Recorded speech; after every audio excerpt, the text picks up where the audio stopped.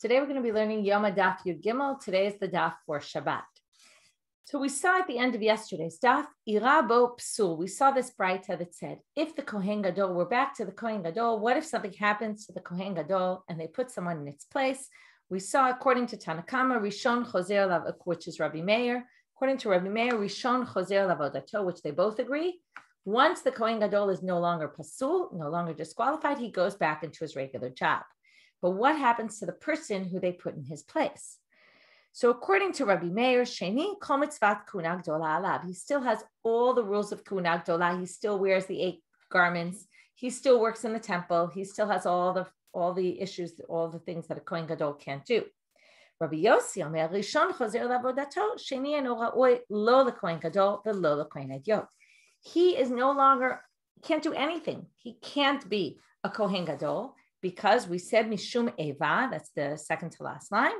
He can't be, it'll cause tension between him and the Kohen Gadol. Number 2, he can't be a Kohen Hadyot, Mishum Alim B'Kodesh V'lo Movidim, because we only go up in sanctity. We can't lower someone in sanctity. So it comes out this crazy thing, which he ends up not being able to do any work in the temple. And he still has all the issues that relate to Kohen Gadol because he was a Kohen Gadol. So he has all the forbidden things that a Kohen Gadol can't do, like marry a widow and all sorts of other things that we discussed yesterday. All of that still applies. Amar Rabba Bar Chana, Amar Rabbi Yochanan. So Rabba Bar Chana now says in the name of Rabbi Yochanan, Alacha ke Rabbi Yossi. We paskin like Rabbi Yossi. I wanted to point out an interesting Tosfot because Tosfot asks here a very basic question and says, Tema, Hilchata l'Mashicha? He says, I don't understand. Why are we paskening halacha about what happens to this Kohen? We're worried about what's going to happen in the time of the Mashiach. This is an irrelevant halacha. We don't generally pasken on things that are irrelevant. It's true, we learn things that are irrelevant, but we don't pasken on them. So he says, okay, and he says, as we see, they ask that question in a bunch of other places. I'm not going to get into that. But Yesh Lomar, Tosfot says very interestingly, one could say, you could come up with a relevance of this for our times. It's always nice when they come up with something relevant, and they, we try to do that all the time, but even the Rishonim do that. They say, here, we'll tell you something relevant.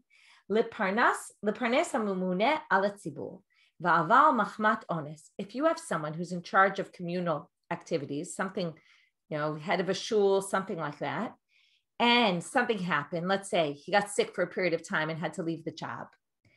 Whoever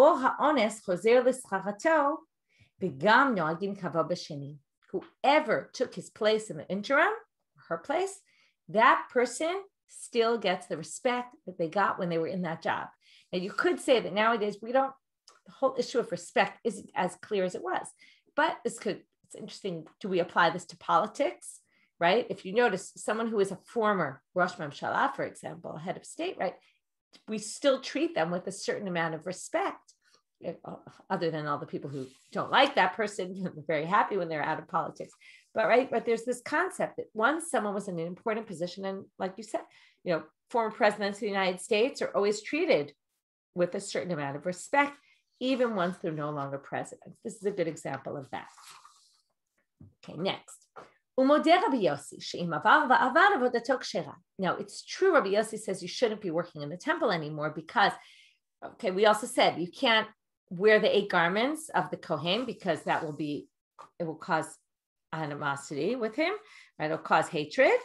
And you also can't be a Kohen Hadyot because, first of all, we also learned that if you do this, by the way, some people say that if you worked in the 8 Bigdei Kohen Gadol, then his avoda is avoda. That works. He can't work in 4 because, right? I think there's an issue that I have to double check it. 1 second. A Kohen Gadol who works in 4 clothes is called a mechusar begadim. That's a regular Kohen Hadyot's clothes. He's called a mechusar begadim. He's missing clothes, meaning he's not fully dressed. Almost. That's not allowed. So here we must mean that he worked with the 8 clothing, the garments of the Kohen Gadol. If he did that, it would work even though he's not supposed to, because it might cause animosity between him and the actual Kohen Gadol. And by the way, in case you were thinking of this connection, Tosfot, by the way, also makes a connection. I forgot to mention this. The next line of Tosfot was V'gam noagim kavo b'sheni ki ahu ma'aseh de Rabban Gamliel v'Rabbi Elazar ben Azariah.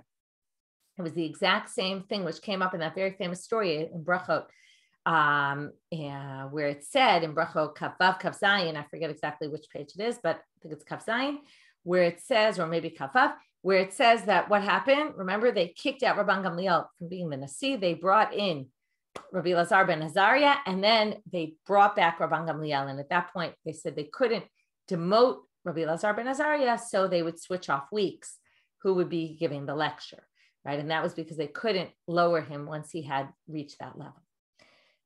Okay, now we say, Amar Rav Yehuda, Amar Rav, Halacha ke Rabbi Yossi, okay, and he agrees. When it's again, he says, he thinks we pass on like Rabbi Yossi. Now he says, but he also agrees, though, that if the first one dies, then this Kohen Gadol who worked in the interim, he gets to be the Kohen Gadol. The Gemara says, Pshita, isn't that obvious? Who else are you going to put, right? If the whole issue that he can't work as a Kohen Gadol is because of the animosity between him and the other Kohen, then of course, once that Kohen Gadol is dead, he should be able to function in his place. But they say, no, maybe not, because Mao Detema here, you really get into the psychology here. Mao Detema, you might have thought, he'll end up being a rival of his when he's still alive, because the Kohen Gadol will assume that this Kohen Gadol who filled in for him one time in a Yom Kippur is just waiting for him to die because he's next in line. And therefore, maybe we're not going to allow him because otherwise he's just going to be wishing for his death. Kamash Malan. From here, we learn that we're not worried about that and we allow it anyway. Now we're moving on to the next line in the Mishnah. Okay, way back to our first Mishnah. Rabbi Yehuda says, Af isha acheret matkinino. Not only do we appoint a Kohen Gadol in his place, we also appoint an extra wife. And now we're going to have a whole fascinating discussion about this extra wife. Okay, now one of the things we kind of questioned at the time was, how is they're going to have a wedding the week of, let's say his wife dies and then they have this big wedding that week. Like what exactly is going to happen? We're going to get into those details. So first the Gemara says, Rabbanan, not me. Why aren't the rabbis concerned? Maybe his wife will die. So Amrelach Rabbanan, remember there was all debate. Rabbanan said, Ein ledavar sof, right? This will never end. We don't do that. So the rabbis would say, Truma shlicha mita lo shlicha. We're worried because the rabbis did agree that the extra Kohen Gadol is in waiting, just in case he needs to, right? We take a Kohen and we make him the extra Kohen Gadol, but we do a Kohen Gadol in waiting, but we don't do that with the wife. So that's because Tuma is much more likely it'll happen. Death is not so likely. Amrulo. So they said to him, Im kan en ledavar sof. That was the rabbi's response to Rabbi Yehuda. It'll never end. Shapir ka amrele Rabbi Yehuda. So it's actually a good point. So what's Rabbi Yehuda going to answer? Rabbi Yehuda Amar Lacha, he'll answer you, Lemita dechada cheshina, Lemita detarte lo cheshina. Yes, it does have an end. We're not worried one wife's going to die. What are the chances are, right? There's a probability game. What are the chances are that both wives are going to die? Very unlikely. So this does have a self. We're worried about one death. We're not worried about two people dying. That's very unlikely, even though it is possible. To which the Gemara says, V'Rabbanan, I kalamechash, afilu lemita detrein cheshina. So now, if we're worried about this, the rabbis are worried that if we're worried about one death, then we should worry about two deaths. That's the rabbi's approach, and that's why they say we don't agree with you at all, because it would be ridiculous. We'd have to have 5 wives in waiting, for example. So Rabbanan, if that's the case, we could use that as a counterclaim against their first claim, because the rabbis were worried about the Kohen Gadol becoming impure. So why weren't they worried about the Kohen Gadol becoming impure and his understudy and another, right? We should have a whole bunch of Kohanim Gedolim. Why do they think there yesh ladavar sof, there is an end, whereas with the wives, there isn't? So Amar lach Rabbanan, Kohen Gadol zarizu. It's because a Kohen Gadol is careful about impurity, and therefore we're not worried that he's going to become impure and the next one's going to become impure. Because they're so careful, there's less of a likelihood of it. Whereas death, who knows? Could be they'll all die. So now they say, wait a minute. If you're going to claim the Koheners receive, they're very careful about Tumah, then let's go back to the very beginning. Then why do we even need a Kohen Gadol in waiting? For what purpose? If he's careful, he's careful. So here's again into psychology. On the one hand, we assume the Kohen is somewhat zariz, but somewhat careful, but maybe not careful enough. But if he knows that they've put someone to take his place in case he becomes impure, he's going to be extra careful not to become impure because, right, how do we motivate people to get things done? By competition. By competition is the best way to get people motivated to do things and do them right. So we put one in, even though it's not likely he's going to become impure, but to make sure that it's unlikely he becomes impure. Once we have that, it's unlikely it's going to happen to two people, and therefore we only put one in waiting. Now we're going to have a separate question, which will get us off on a long question here. Umi sagele b'takanta beito amar Rachmana v'hach lav beitohi. Now, as I said before, but she's not married to him. So how is that going to help us if she's not married to him? So they say, right, if the wife dies, now he has this woman who's waiting to marry him, but she's not married. So what do they answer? Dimakadesh la. Oh, he actually betrothed her before. Now, when it comes to marriage, there's two stages in Jewish law. One is the kiddushin, and the next is the nisuin. The kiddushin is when he betroths her. We do this all at the same ceremony under the chuppah. He gives her the ring. But the second stage, nisuin, is the sheva brachot and the going under the chuppah, and then ultimately having relations. So they say if he's only mekadesh la, that's only the first stage. In those days, they did it often with a long period of time in between. You didn't have to, but they did. So now, ha kama de lo kanis la la beitoli. Just because he betroths her, that only basically means she's forbidden to all other men. She's special for him, and then basically she can't marry anybody else. But it doesn't mean they're actually married yet. They're not permitted to be together yet. So that's not his wife. So what do they answer? The kanisla. Oh, he actually also goes through with the marriage part. So what's the problem now? Well, now it seems like what he does is before the 7 days, we designate a woman. He he takes in a second wife, to which the Gemara says, now we have a separate problem. Now, not because of bigamy. We have no problem. That goes on in those days, even though it wasn't exactly, they weren't big on it, but that could happen. But now they have a separate question. In Cain, havale shnei batim. He now has two wives. It says him and his wife. Beito is his wife. It doesn't say plural, many wives. It says just one. He's supposed to only have one wife. Here you see they weren't such proponents of bigamy. So what do we do? So what do they answer? Very strange answer. We're going to have to figure this out. We're going to have a lot of stages of trying to figure this out. He then goes ahead and divorces her. He marries her and then divorces her, which is very strange for many reasons. First of all, a Kohen who divorces someone can't remarry them. Okay, that's called a machzir grushato. She's now a grusha. She's a divorcee. Kohen can't marry a divorcee. So what's it going to help if he divorces her? What if then the other woman dies? That doesn't help us at all. So if he divorces her, then we're back to square one. Then he's not married to her. And then if the other wife dies, well, we don't have anyone in waiting because he can't marry her. He already divorced her and they're not married. That doesn't make any sense. So what do they answer? He divorces her on condition. If you haven't yet learned Gittin, you're going to understand that there's a lot of times where there's divorces given under condition. Whether they did this a lot or not is unclear, but there's definitely many cases talked about in the Gemara where you could stipulate this will be your get in the event that this happens. So let's talk about what the Tanai is. The Amarlan, this is going to be a big debate. We're going to go through several options as to what exactly the stipulation is. So he marries the second wife and he says to her, Shetamuti. This will be your get in the event that you die. It's very strange that you die. You die when? So I'm first going to explain that you die. There's a lot of problems with this in general, but that you die on Yom Kippur. Meaning, if you die during the day of Yom Kippur, it means that if you died on Yom Kippur, I'm going to end up being married to two women. Now, if you die, and let's say the first one doesn't. So he's going to have two wives going into Yom Kippur. So this will be your get now, he tells her, in the event that if you die during the day of Yom Kippur, you'll already have been divorced from me from before, and that way I won't be married to two wives when Yom Kippur starts. That's what he says to her. So again, if she doesn't die, and if the first woman dies, then she'll be his wife because the get wouldn't have happened. But what's the problem? What if she doesn't die, and the other wife doesn't die? well, then we're going to be stuck, right? So therefore, they're going to ask that question right now. But if she doesn't die, then he's going to end up being married to two wives because the get wasn't valid, because the get's only going to be valid if she dies during the day of Yom Kippur. So it might resolve a particular unique case if she were to die in the middle of Yom Kippur, but it doesn't resolve our basic issue, which is if the first woman doesn't die and she doesn't die, he's going to end up being married to two women.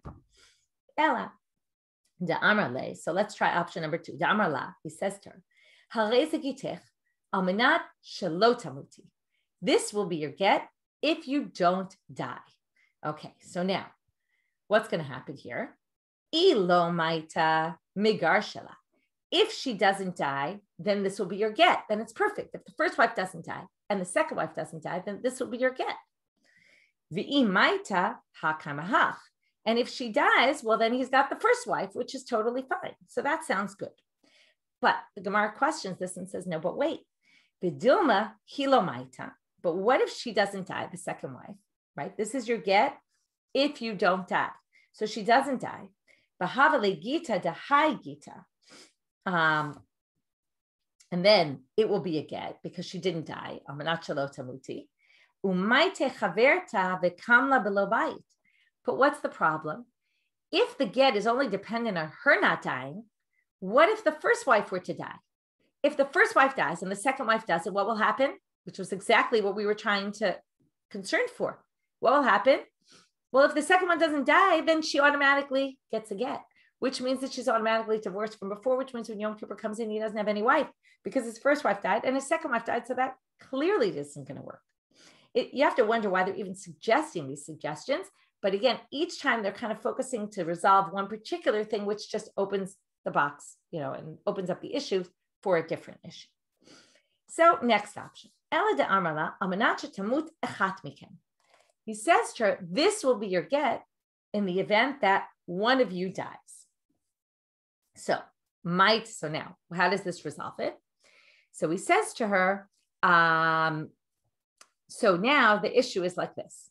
Maitaha kaimahach. If she dies, the second one dies, then the first one's still alive. Maitahach ha kaimaha. If the second one dies, then you'll still have the first one. Now, what's the issue? So first of all, Tosfos says this second possibility makes no sense. Because again, we'd have to say here that if the first one dies, you'd still have the second one, but what's the problem?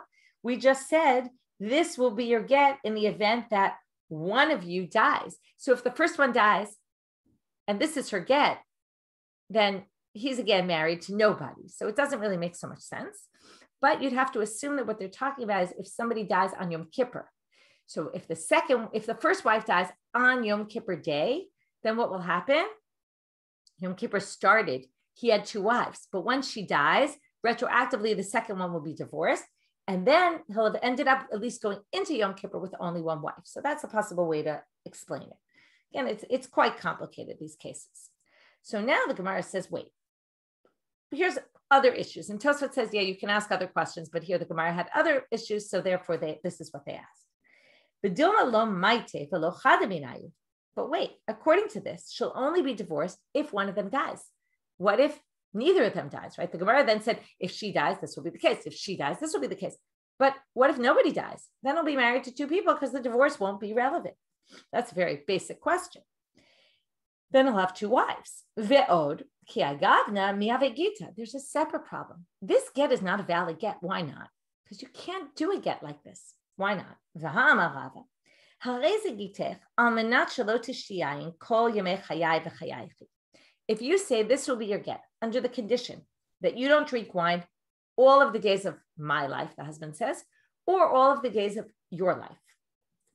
In zekritut, a get has to be something that separates between husband and wife. This get, what will happen? When will it separate between them? Only when one of them is dead. That doesn't count as separation. They're already separated because death separated them. So you can't make a stipulation, which then would negate some of the things we said before. That if you die, and we said it before, it's also a problem. So you can't say this will be a get in the event that you die, because you can't do a get like that, because the separation will only happen after death. So that can't be. The only way it would work is if you say kol yemei chayei ploni harei zekritut. It could be a get if you say depending on the life of somebody else. because that could be in both the husband and the wife's lifetime. Someone else could die, and then it could be a get. If they die, then there'll be some separation, but not if it's based on your own life, one of the spouses. So that wouldn't work. Therefore, another option.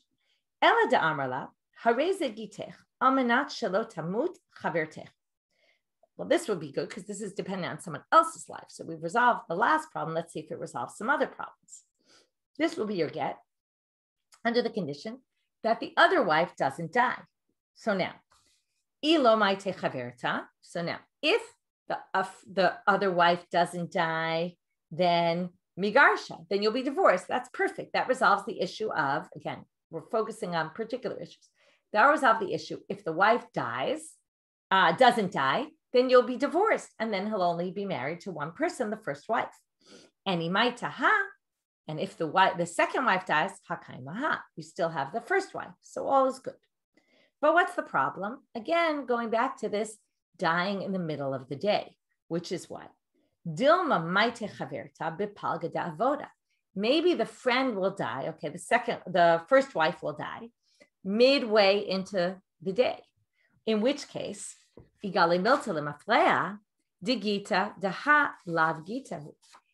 point, what's going to happen? When she dies, what did we just say? This is almanat shelo tamut chavertech. This will be a get if she doesn't die. But if she does die, then what will happen? Then you will be married to me. Now, if you're married to me, what will happen? If the wife dies midday, the first wife, you're going to end up with two wives when you're going into Yom Kippur. That's a problem. So that doesn't work. And then he'll be married to two people at the beginning of the day. So therefore, it's quite complicated sugya.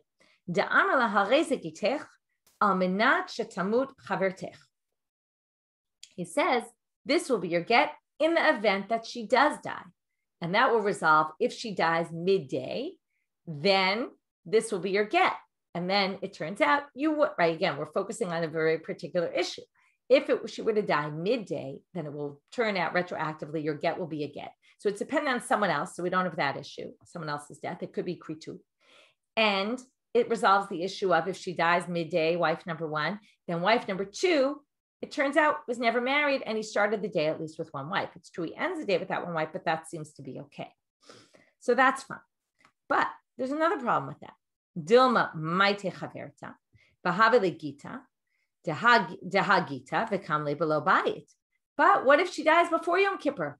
Then the second wife is going to be divorced. If the wife number one dies before Yom Kippur, this was all to resolve. What if she dies in the middle of Yom Kippur? But if she dies before Yom Kippur, then again, you put this wife in waiting, but in the end, she's not going to really do anything. She's going to be not married to him because the divorce is going to kick in because you said this will be your divorce if your friend dies.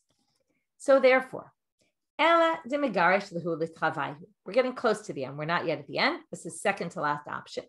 He divorces them both. Okay, this is going to get even more complicated if we haven't gotten complicated until this point. So to one, he says, this will be your get under the condition. Okay, let's do it. It was easier for me to do it. This is what he says to the second wife. This will be your get under the condition that the first wife doesn't die. If she doesn't die, it makes sense that he would say this to the second wife because he's going to stay married to his first wife, his regular one.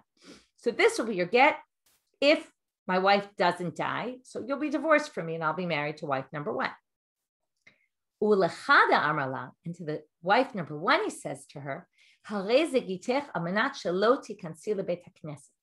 this will be your get under the condition that you don't go into the Beit Knesset. You'll be divorced from me. So now, how does that resolve it? Well, I'm going to play out a bunch of different scenarios, okay? If wife number one stays alive, what will happen? So wife number two will be divorced. Okay, that's fine. Now, wife number one, though, has a divorce under condition that if you'll be divorced, if you don't go into a shul. She doesn't want to get divorced. She wants to maintain marriage to him. Now, whether she wants to or not, it's not relevant. It's that he needs a wife. So she needs to do this. What does she need to do? She needs to go into a shul. And then the get won't be a get because the get is a get. If she doesn't go into a shul, the get will be a get. So she can prevent the get from working, from going into, what's the word? I'm thinking of in Hebrew, nichnas letokef, from from happening. Okay, so she prevents the get from taking place. Now, that's if wife number one stays alive. What if wife number one dies? If wife number one dies, so remember, what did we say? This will be your get if your friend doesn't die. So the friend died, which means it's not a get. So she's married. Wife number two is married. Perfect. Okay, wife number one doesn't need to do anything. She's dead. If wife number two dies, then what happens? He has to remain married to wife number one. So what does wife number one have to do? She again has to go into a shul to prevent it. If wife number two stays alive, since her friend didn't die, she's divorced. And then wife number one just again needs to prevent her divorce by going into a shul, and all's well. And he's married to wife number one. So that actually seems to work. However, the Gemara doesn't like this. As I told you, there's one more possibility. The Dilma lo maite chaverta. Maybe wife number one will not die. Velo ailahi lebeit knesset. But we're relying on the wife to get it right and to go into the shul to make sure all these possibilities, except for the one where she died. If wife number one died, then wife number two would be the wife and all's good. But if wife number one doesn't die, then she's going to have to go into a shul to ensure that she's not divorced. We don't want to rely on her doing that. What if she doesn't? Then we're really stuck. And then both will be divorced. And then what have we helped? We ended up with a situation where both are divorced. The kamle belabayit, and then he'll end up without a wife. So what do we do here? It's going to be a minor variation on this, and this will resolve all our problems. Again, once we give people the first wife, the control to be able to, right, at least in this case, it was she has the control, which they didn't really want to give her the control because they were worried she might mess up. So instead, they do something similar, but a little bit different. And they take the control out of the wife and they put it to the Kohen Gadol. And they also make it the flip case, not that it'll be a divorce if you don't go into a shul. It'll be, if you go into a shul, it'll be divorce. And let's see. Emma. So again, that's the easy one. It says to wife number two, this will be your get if she doesn't die. Meaning, if wife number one stays alive, then you're divorced from me and you've never been married to me in the first place. The other one, he says, this will be your get if I walk into a Beit Knesset, if I walk into a shul. So how does this work? So what happens is, if wife one dies in the middle of the day, this also gets into that case of the midday case. If she dies in the middle of the day, then, or actually, let's forget the middle of the day. If wife one dies, then wife two, forget the midday. We'll get to midday in a minute. If wife one dies before Yom Kippur, wife two will be married because the get is only a get if wife one doesn't die. That works perfectly fine. What if wife number two dies? So now, right, if, one second, wife number two, right, needs to divorce the wife. Let me just think about it. So if wife number two dies, then wife number one will be married, that's fine. And it'll only be a get if the Kohen goes into the Beit Knesset. So he just doesn't go into the Beit Knesset, and that's fine. But if wife number one is about to die wife number two is going to die midday, now what's the issue? So now the Kohen will see, one second, right, let's read it inside. Sorry, I didn't read it inside. I should have read it inside. I forgot that it explains this all. Okay, if one were to die, then you have the other one. If the other one's going to die, right, each one dies, you have the other one, and that works fine. But what else could be a possibility? In other words, those are the basic cases. If wife one dies before Yom Kippur, so that's fine. The get's not a get, and wife two is married. If wife two dies, well, you have wife one, so you're fine. And the get will only be a get if the Kohen goes into a shul, so it's obviously not going to be a get. So he won't go into a shul. He'll avoid that. It won't be a get. But now, but what else could possibly happen? Dilma maite chaverta bepalga da avoda. Now, what's the problem? If one of them dies midday, what will happen? Right? So he's going to end up doing the work, having two wives. So we're really worried about wife number two dying, right? Because if wife number one dies, then in the end, wife number two was divorced from the beginning. sorry, was married. No, actually, it would be a problem in both cases, actually. So listen, so it would be a problem either which way if any one of them is going to die. Because then in the end, if one of them dies midday, he's going to have ended up being married to both of them in the beginning of the day. So if he sees that one of them is about to die, what does he do? He sees that one is about to die. Now, you'd have to say, I'm surprised the Gemara doesn't ask this, but what if she just drops dead and you don't have warning time? But there's an assumption here that you have some warning time.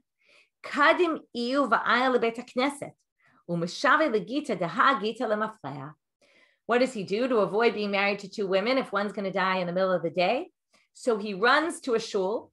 It's interesting. The Kohen Gadol has enough to do on that day, right? You'd think it would be better if the wife goes into the shul, right? Or doesn't go into the shul in the previous case. But no, you say the Kohen Gadol himself, in order to save all the avod of the Jewish people so that he can do things properly. So what happens? He basically runs, he sees her dying. Instead of hanging out with his wife who's about to die, he runs to a shul. That makes the get a get, which means that retroactively, wife number one will be divorced from him, and wife number two is, and then when wife number one dies, wife number two's get will be invalidated, right? It'll never happen. Wife number two will be his wife for the day, and all is good. Obviously, what if she doesn't end up dying that day? Then you're going to end up with a problem because then she didn't die, and then the woman, no, she didn't die. It's actually okay. If she doesn't end up dying, then wife number two will have been divorced. So that works. But no, but then he canceled. No, then he actually, if she doesn't die that day, he'll be married to nobody. It would have to be that he sees she's about to die and it's clear she's going to die, but he has a little time to rush to the shul. It makes wife number one's divorce a divorce. And wife number two is married to him because wife number one is going to end up dying. Her get will be invalidated. And then it's interesting that they end that that's the actual case, even though it sounds kind of crazy. Okay, that was an interesting exercise, kind of classic for the Gemara in trying what do we have? We have this answer of he divorces her, to which it makes no sense. And the Gemara struggles to figure out what exact kind of divorce would work to resolve this issue. Okay, moving on. Well, now they're going to say, if you're going to take this beito so literally, this was all based on the fact he had to have only one wife and not two. So we're going to see another case where it says beito, and it seems like it would only apply if there's one wife. So whole law of Yibum, which we're going to get to as soon as we finish Seder Moed, the first Masechet of Nashim is Yibum. And the first Mishnah starts out with all sorts of cases where someone's married to more than one wife. Only one of the wives does Yibum, which is to marry, if they're married, the husband dies without any children, the brother is obligated to perpetuate the name of the dead brother, and he has to marry the wife. And with that, he does it. But what if he has two wives? It sounds like it says in the Torah, "Lakimet beit achiv." Beit achiv sounds like only one wife. Not if he had two. Maybe if he had two, then he's not obligated in Yibum at all because it says bayit, not beito, just like here. So the answer, yivim to liba. There it says yivim to several times. That comes to say even if he has a number of wives, you're still obligated. We're going to learn there. You're only obligated to do Yibum with one of them. The rest become exempt. That's a whole thing in Yavama. Another question. If you're just engaged, as we said, betrothed, which is halachic engagement, which is this kiddushin, then maybe you shouldn't need it because you're not, it says beito. Beito is his wife. She's not his wife. We just said that before. She can't be just engaged to him. She has to be actually married. There it says that if one of them dies and he doesn't have a son, she can't go out and marry someone else until she does Yibum first. And they darshan this, this isn't the pshat of that pasuk, but they say a chutza comes to include even someone who's engaged and still outside the house. She's not yet part of the house. She still does Yibum. Last halacha for today, moving to a different topic. Tanu Rabbanan, Kohen Gadol makriv onein ve'eno ochel. The Kohen Gadol loses a close relative. He still works in the temple, but it's a unique halacha for Kohen Gadol, but he's not allowed to eat sacrificial meat when he's in onein. Rabbi Yehuda Omer, kol hayom. Rabbi Yehuda says all day. Unclear what he's talking about because no one was talking about part day or anything. We don't know what he means. So my kol hayom, what does this mean? Amarava lo nitzracha ela lavio mitoch beito. It means that if he's in his house and he's in onein, we bring him into the temple to work. We have to go that far to say, come to the temple and do your work, even though you're an onen, right? This is the time period between the time a close relative dies till the time they're buried. Amarle Abaye, what are you talking about? Hashta Rabbi Yehuda Fuke Mafkinanle. According to Rabbi Yehuda, you want to say you take him out of his house, but Tanya, it says, Haya Omeru Makriv al Gabei Mizbeach v'Shama Shamet Lamet Miniach Vodato v'Yotzei Divrei Rabbi Yehuda. Now, there's a big debate about what this braita is referring to. Is it referring to a regular Kohen or a Kohen Gadol? I'll read it in the comment. According to the commentaries, we think it's talking about a regular Kohen. But then we're going to compare regular Kohen to Kohen Gadol. Even though one could say, maybe you make a distinction there, and therefore some people think it's actually talking about a Kohen Gadol. But let's assume it's talking about a regular Kohen. If a Kohen Gadol, regular Kohen, Hedyot, was working doing sacrifices on the altar, and then he hears a relative died, he's Meniach Avodato v'Yotzei. He leaves his work and he goes out of the temple. That makes sense so far, according to Rabbi Yehuda. But when we see the other case, the other opinion, we're going to see that based on the machloka we saw in the previous case, you would think Rabbi Yehuda would side on the other side. Rabbi Yossi Omer, Yigmor, he should at least finish what he's doing and then leave. So likewise, in this machloket, if we see that Rabbi Yehuda disagrees with Tanakama, we're going to assume that Rabbi Yehuda would have been the one in the Kohen Gadol case to say, no, he can do the work, he just can't eat. But not that he shouldn't do the work at all. I'm sorry, not that we should bring him. That's if he's doing the work, we let him stay. But Rabbi Yehuda said, we bring him in from outside. We bring him and bring him all the way to the temple. But if Rabbi Yehuda is the one who says a regular Kohen leaves right away and doesn't finish what he's doing, you would think that on this case, he would side with also saying the Kohen Gadol, you wouldn't bring him from home, but you let him finish what he was doing. It doesn't make sense. So what did they say? Rava explains it differently then based on Abaye's question. What it means is, and here it relates much more to the machloket. Tanakama said, Kohen Gadol makriv onen ve'eno ochel. He can do the avoda in the temple, but he can do all the rituals, but he can't eat. Rabbi Yehuda says he can't work at all because maybe he'll accidentally come to eat, and therefore don't let him work at all so that he doesn't accidentally make a mistake and eat. Okay, so quick review for what we did today. We started with paskening, like Rabbi Yossi in the previous machloket about what we do with the Kohen Gadol who took the job of the Kohen Gadol temporarily and then, didn't. What do we do with him? Then we talked about the wife and what the machloket Rabbi Yehuda and the rabbis are and why they don't each agree with each other and how it works in with the previous, where Chachamim say ein ledavar sof, and yet here they say, in the case of the Kohen Gadol, they do put someone in his place, just not a wife. Why do they distinguish? Then we got to how is she considered his wife? He must have to marry her. If he marries her, though, then he's married to two women. How do we deal with that? From that, we jumped to a question about, and then we went through all the different options of how he marries her and yet gives her a get on condition. And we finally came to what exactly the condition is. In the end, he has to give two gets, one to each wife on condition. Then we applied that to Yibum. Why wouldn't we say the same thing about Beito, also by Yibum? And then we get to this big debate about Kohen Gadol makriv onen ve'eno ochel, and what does Rabbi Yehuda mean when he says Kol Hayom? That's it for today. We'll pick up on Sunday morning. Shabbat Shalom or Shavua Tov.